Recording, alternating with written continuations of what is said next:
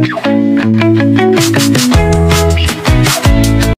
sa ating YouTube channel. Hello, hello, hello, hello. Maglilinis tayo ng ating gym. Guys, maglilinis kami. Ayan, dami nating lilinisin. Maglilinis tayo dito sa gym. So, lagay natin siya here. So, maglilinis tayo. Maraming kalat.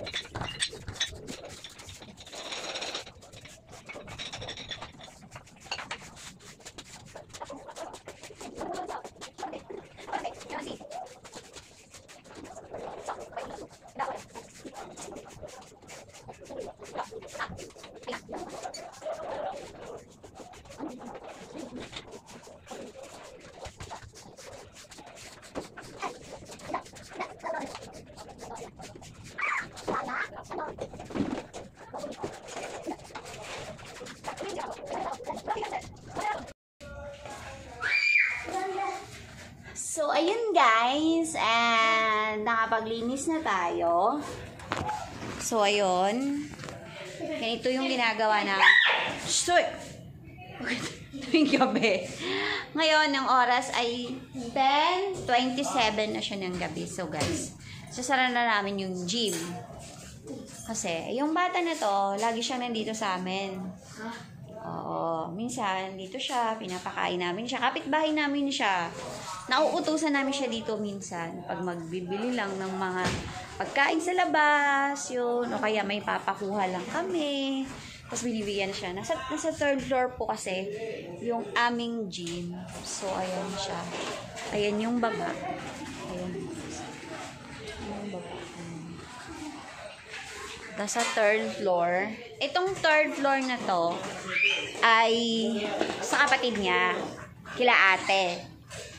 Ngayon, sila ate Jinky ay nasa Canada nila. So, pinagamit mo na nila sa amin itong third floor. Ngayon, yung second floor at first floor, inuupahan namin siya. Binabayaran namin siya monthly.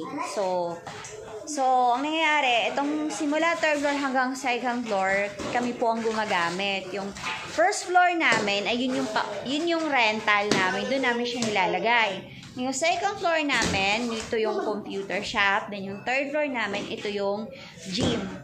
So, di ba?